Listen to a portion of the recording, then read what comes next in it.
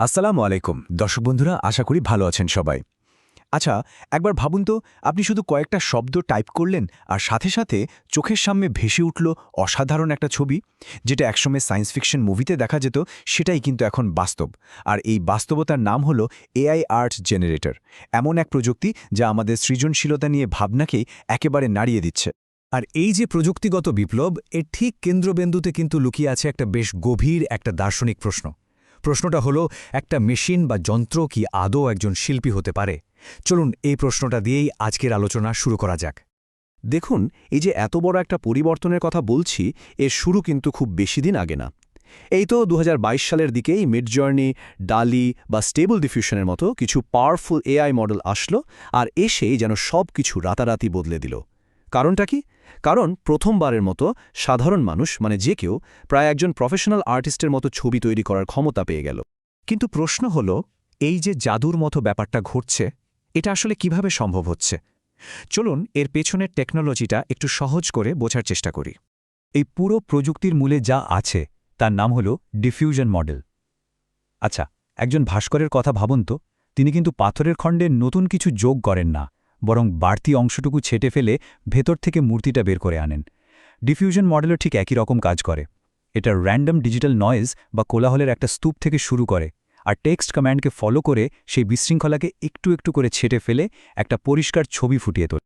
এই স্লাইডটা পুরো প্রক্রিয়াটাকে দারুণভাবে দেখাচ্ছে। দেখুন, এর শুরু কিন্তু কোনো সাদা ক্যানভাসে নয়, বরং শুরুটা হয় পুরোপুরি বিশৃঙ্খলা দিয়ে, মানে র্যান্ডম ডিজিটাল নয়েজ। এরপর আসে সেই জাদুর অংশটা, ব্যবহারকারীর লেখা টেক্সট প্রম্পট। এটাই এআইয়ের জন্য একটা ম্যাপের মতো কাজ করে। আর সেই ম্যাপ ধরেই এআই ধাপে ধাপে ওই নয়েজকে পরিমার্জিত করতে থাকে, যতক্ষণ না আমাদের চাওয়া ছবিটা একদম স্পষ্ট হয়ে ওঠে। এই মডেলগুলো যে কী পরিমাণ ডেটার ওপর ট্রেনিং পেয়েছে, তা এই সংখ্যাটা দেখলেই মাথা ঘুরে যাবে। প্রায় ৫৮৫ কোটি। হ্যাঁ, ঠিকই শুনেছেন, ৫৮৫ কোটি ছবি আর টেক্সটের বিশাল এক ভাণ্ডার থেকে এরা শিখেছে। ব্যাপারটা আরেকটু সহজ করে বলি, যদি আপনি প্রত্যেকটা ছবির দিকে মাত্র ১ সেকেন্ড করে তাকিয়ে থাকেন, তাহলেও এই সবগুলো ছবি দেখতে আপনার ১৮৫ বছরেরও বেশি সময় লেগে যাবে। ভাবা যায়? আর এই অসম্ভব ডেটা লাইব্রেরিটাই এআইকে সাহায্য করে টুপি পরা বিড়ার থেকে শুরু করে পনির দিয়ে তৈরি স্পেসশিপের মতো অদ্ভুত সব আইডিয়া বুঝতে। তো এবার চলুন বিতর্কের প্রথম দিকটা একটু দেখি, যেখানে এআইকে দেখা হচ্ছে একটা বৈপ্লবিক সৃজনশীল টুল হিসেবে। এই প্রযুক্তির যারা সমর্থক, তাদের এই কথাটা কিন্তু খুবই গুরুত্বপূর্ণ। তারা বলছেন, এটা কোনো প্রতিযোগী নয়, বরং এটা শিল্পীর সহযোগী, মানুষের কল্পনাকে আরও শক্তিশালী করার জন্য একটা ইমাজিনেশন ইঞ্জিন। কিন্তু আসলে কি এটা কেবলই একটা সহযোগী? তাহলে বাস্তবে এর সুবিধাগুলো কি কি? সমর্থকদের মতে এটা সৃজনশীলতাকে একেবারে সবার জন্য সহজ করে দিচ্ছে। যার কিনা বছরের পর বছর ছবি আঁকার ট্রেনিং নেই, সেও এখন তার আইডিয়াকে এক মুহূর্তে ছবিতে বদলে দিতে পারছে। আর প্রফেশনাল শিল্পীদের জন্য তো এটা একটা সুপার অ্যাসিস্ট্যান্টের মতো, যা দিয়ে অবিশ্বাস্য দ্রুতগতিতে নতুন নতুন আইডিয়া তৈরি আর পরীক্ষা করা যাচ্ছে। এক কথায়, এটা শিল্পের এমন এক নতুন দরজা খুলে দিচ্ছে, যা আগে আমরা কল্পনাও করতে পারতাম না। আচ্ছা, এবার তাহলে মুদ্রার অপর পিঠটা দেখা যাক, যেখানে শিল্পী মহল থেকে জন্ম নিয়েছে গভীর উদ্বেগ আর তীব্র সমালোচনা। এই কথাটা শুনলেই বোঝা যায় অনেক শিল্পীর মনের ক্ষোভ আর হতাশার কথা। তাদের সোজাসাপটা অভিযোগ হলো, তাদের তৈরি করা শিল্পকর্ম কোনো রকম অনুমতি, স্বীকৃতি বা ক্ষতিপূরণ ছাড়াই ট্রেনিং ডেটা হিসেবে ব্যবহার করা হয়েছে, যা এক কথায় শোষণ। তাহলে মূল ভয়গুলো ঠিক কি কি?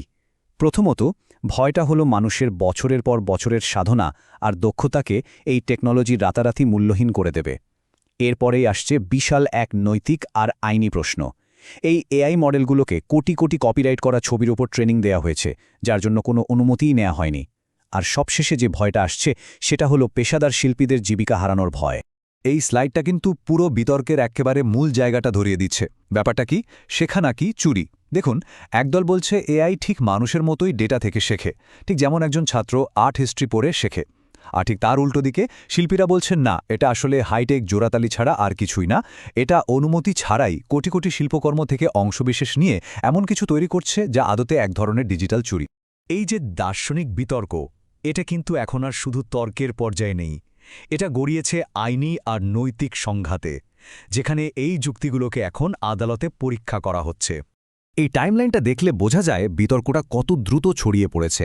2022 সালের আগস্টে স্টেবল ডিফিউশনের পাবলিক রিলিজ হলো, আর মাত্র কয়েক মাসের মাথায় 2023-এর শুরুতেই এআই কোম্পানিগুলোর বিরুদ্ধে বড় বড় মামলা শুরু হয়ে গেল। মানে অনলাইন ফোরামের তর্ক অবিশ্বাস্য দ্রুত গতিতে একেবারে আদালতের কাঠগড়ায় পৌঁছে গেল। আর এখন আদালত এবং সমাজকে এই নির্দিষ্ট আইনি প্রশ্নটারই উত্তর খুঁজতে হচ্ছে। কপিরাইট করা এত বিশাল পরিমাণ ডেটা ব্যবহার করে এআই মডেলকে ট্রেনিং দেয়াটা কি ফেয়ার ইউজ বা ন্যায্য ব্যবহারের মধ্যে পড়ে?